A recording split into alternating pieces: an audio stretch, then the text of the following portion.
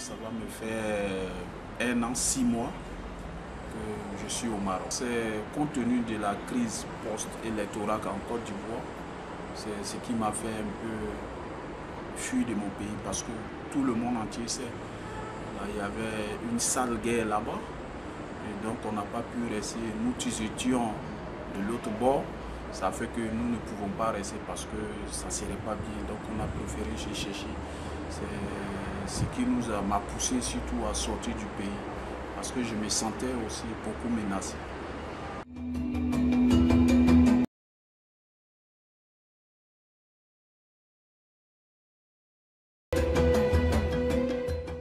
Cette question, plusieurs fois les journalistes me demandent. J'ai toujours dit que moi, à mon avis, on ne devient pas artiste. On est artiste. Parce que depuis ma naissance, tout petit, je le faisais sans le savoir. Puisque c'est dans les jeunes. Mon art, je n'ai pas appris. Tout ce que je fais, moi, je n'ai pas appris. C'est un don qui vient de la famille des deux côtés. C'est ce qu'ils m'ont conté, plus qu'ils m'ont... il y a des membres de la famille qui m'ont conté ça. Puisque du côté paternel, c'est des chanteurs et comédiens. Du côté maternel, c'est des sculpteurs et des peintres. Qui dit sculpteur et peintre? Vous voyez un peu, donc je remercie Dieu. Si ces deux côtés, Dieu m'a fait grâce. J'ai été un peu gourmand, j'ai eu les deux dons. Sinon, je ne suis pas devenu artiste, mais je suis né artiste.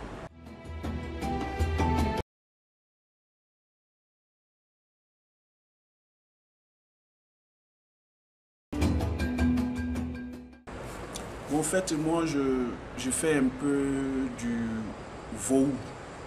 Le vaudou, les gens le connaissent, mais pas totalement le vaudou. C'est-à-dire, quand j'ai dit le vaudou, en langue bourreau, ça veut dire, on dit vo, c'est-à-dire on ramasse ici, on ramasse ici. Sinon, c'est pas là, vaudou même que je pratique. Et moi, j'essaie d'apporter, je sais que avant que je ne naisse, il y a des dévanciers qui le faisaient. Mais j'essaie d'apporter un peu une vie à ces genres de bois qui sont déjà morts, qui sont abandonnés. Voilà, je m'explique. Tu vois un peu parce que les bois, par exemple, il y a des objets qui sont déjà abandonnés. On les jette. Et là, diront qu'ils sont morts. Mais quand on le jette, il n'a plus d'importance. Et moi, quand je vois, je récupère, je travaille là-dessus. Le truc qu'ils avaient jeté tout à l'heure, quand je prends, je travaille, ça commence à avoir vie, puisque les gens commencent à aimer. Tu vois un peu. Donc, mon système, je suis comme, excusez-moi du terme, mais je suis le, comment on peut dire le mot, ça, celui qui ressuscite. Le ressusciteur. Voilà, je suis le ressusciteur. Des objets morts. Des objets j'étais mort. Okay. Tu vois un peu. La politique de mon art, c'est... Il y a un proverbe qui dit la laideur, la beauté du masque, c'est sa laideur qui fait. C'est-à-dire quoi? La laideur est une beauté. C'est parce que le masque est vilain que le masque, la laideur du masque lui donne une beauté, en fait. Donc, moi, je ne fais pas trop l'esthétique, je fais un peu du traditionnel. Je fais un art qui tu as l'impression que c'est vilain. Je ne sais pas si je me fais entendre. Voilà. C'est-à-dire que la laideur est une beauté. Je ne sais pas si je m'exprime. Et moi, je ne fais pas de l'esthétique. Je fais de la laideur. Mais dans la laideur, vous trouvez une beauté. Donc, je veux dire en quelque sorte, la laideur est une beauté. Donc, moi, je fais de la pure tradition. Et j'ai surnommé ça le Zan. Je ne sais pas si le fais.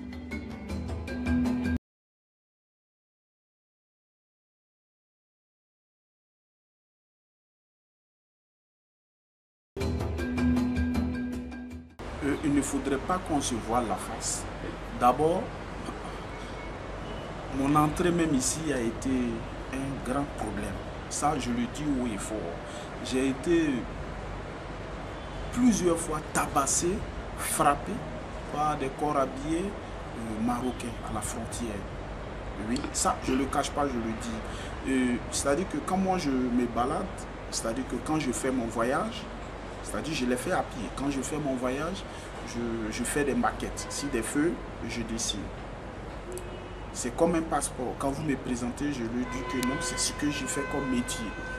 Je vais aller dans tel pays, dans ton pays, pour m'installer et faire valoriser ma culture. Au fait, moi, je suis dans ce système de brassage de culture. Mais quand je venais, ça a été vraiment un tout thème tollé pour moi, un tout un problème, excusez-moi du thème, c'était un grand problème pour moi. J'ai été tabassé par les corps habillés marocains, je ne le cache pas. Même mes maquettes, plus de 100, ils se sont partagés, ils ont pris, ils vont aller mettre dans les maisons. Je leur ai dit, mais raison pour laquelle je vais aller m'installer chez vous et faire valoriser mon art. Vous voyez, ce que j'ai fait, ça vous plaît. Pourquoi vous ne me laissez pas entrer? Vraiment, ça m'a beaucoup fait mal. Ils m'ont rapatrié encore. J'ai tenté plus de 7 fois, le 8e fois. Dieu m'a fait grâce et je suis entré.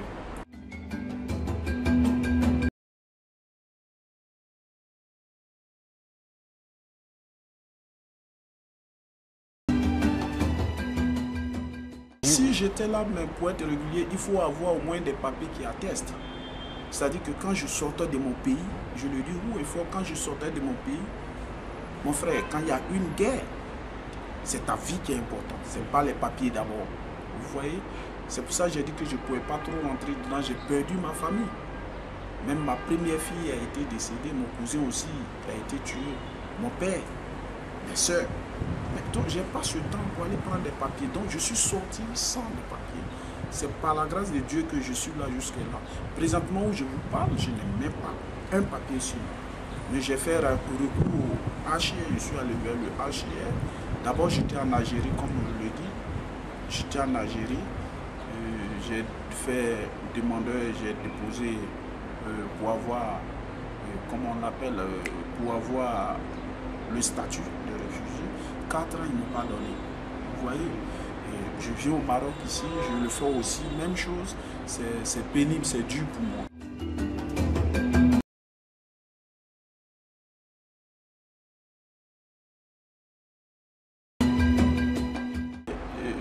Un homme, quand tu marches, c'est mon père qui le dit. Mon père, c'est le président Laurent Gbagbo.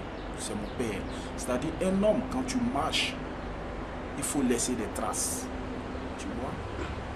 Frère, tu vois, quand Dieu te donne un don, le don là,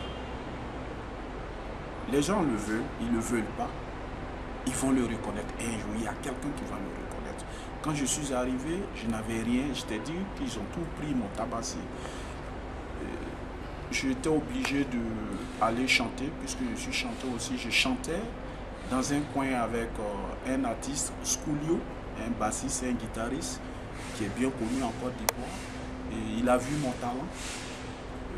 Il a su que je faisais aussi d'autres, à part la chanson, je faisais d'autres choses. Et c'est celui qui m'a parlé du centre culturel africain. Parce que quand je suis venu, je cherchais même un centre culturel. Donc c'est lui qui m'a parlé du centre culturel africain. Et c'est comme ça qu'il m'a mis en contact avec qui est le directeur du centre culturel au Maroc. Et c'est comme ça que je suis arrivé ici, au centre culturel.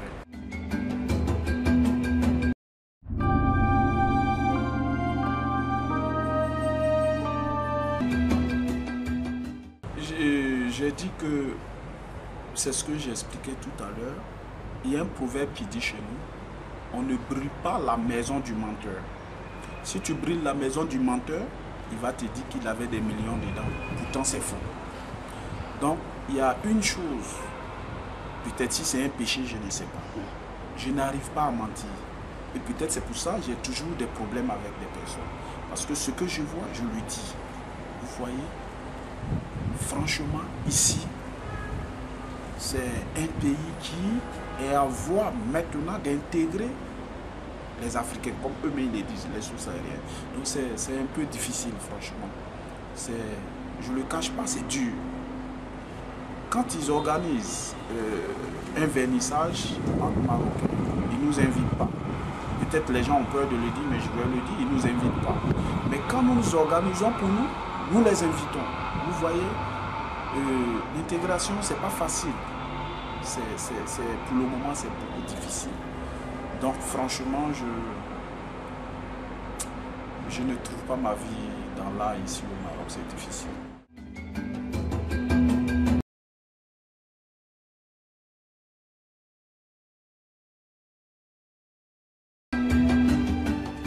Vous voyez, quand tu as ton chien qui mange chez le voisin, ça veut dire qu'il n'est pas heureux chez lui, chez son maître. Tu vois un peu. Si j'étais heureux au Maroc, je t'assure que j'allais rester. Tu vois. Mais je ne me sens pas. Pour le moment, je parle personnellement de moi. Je ne suis pas aimé. Je ne sais pas le problème. Si c'est mon art qui fait que j'ai problème, moi je ne sais pas. Mais je ne suis pas aimé. Donc je préfère aller ailleurs. Moi je suis comme une tortue. Et ma maison est toujours sur le dos. Je voulais un peu faire connaître mon art, ma culture dans le pays qui m'accueille, dans le pays où j'arrive. Par exemple, ici au Maroc, j'apporte ma culture aux jeunes Marocains. Il m'apporte sa culture. Vous voyez, ça fait deux cultures différentes. En ce moment, ça devient un brassage de cultures. Mais chose bizarre, et moi, je veux faire connaître mon art à mes frères. Vous voyez, mais si mes propres frères africains ne veulent pas de mon art, s'ils ne veulent pas, je ne sais pas si c'est mon art qui ne les intéresse pas ou bien c'est je ne sais pas, mon origine, excusez-moi du tête, je ne sais pas, peut-être c'est de mon origine il s'agit, mais je ne pense pas que ça soit de mon art. Donc si, je disais, si ton chien même n'arrive pas à manger à la maison, qu'il mange chez le voisin, ça veut dire que ça ne va pas. Si en Afrique, je ne suis pas accueilli, je ne suis pas bien traité, qu'est-ce que je fais? Je fais comme le chien qui n'est pas bien accueilli chez lui et chez son maître, qu'il va manger ailleurs. Donc là, je vise l'Occident. Je sais au moins que l'Occident, il ne faudrait pas qu'on se voile la face. Le blanc, il connaît la compétence de l'homme. Donc aujourd'hui, je prie mon bon Dieu, aller en Europe, faire montrer ma culture et prendre la culture aussi des Européens, ça deviendra un brassage culturel et faire connaître la culture de mes pères à l'Occident. Donc aujourd'hui, ma vision, je le dis ouvertement, ma vision, c'est de faire valoriser mon art à l'Occident. Ça, c'est les Amazones. Les Amazones, c'était, je peux dire, les femmes qui combattaient aux côtés de Bianzin, la garde de Bianzin. Il y a eu plusieurs Amazones, mais là, il s'agit des Amazones de l'Afrique, précisément du Bénin. Voilà, au fait, vous voyez là, c'est des femmes. Il y a une qui a une lance. Déjà, une femme qui a une lance, c'est que c'est une guerrière. C'est-à-dire, aujourd'hui, de nos jours, c'est pour dire au monde, aux femmes surtout, que ce que les hommes font, elles peuvent le faire aussi. Qu'elles prennent au moins le cas des deux femmes, tu vois. Donc elles sont combattantes, c'est des combattantes, c'est des guerrières. Et ici, quand je parle des combattantes, c'est pas sur le plan de la guerre, la bagarre, non, non, c'est-à-dire que c'est des femmes battantes. Une combattante, c'est... Je parle ici des femmes battantes, c'est-à-dire que des femmes qui sont prêtes à tout affronter. Elles ne comptent pas trop sur les hommes, quoi. Voilà, en fait. Elles font les plantations eux-mêmes, elles vont à la chasse, elles descendent à n'importe quelle heure. C'est des guerriers au fait, les guerriers, les combattants de la vie. Voilà. Et dès que j'arrive quelque part, et si c'est un peu bizarre, je me cherche encore. Mais j'ai foi un jour, quelqu'un va reconnaître ce don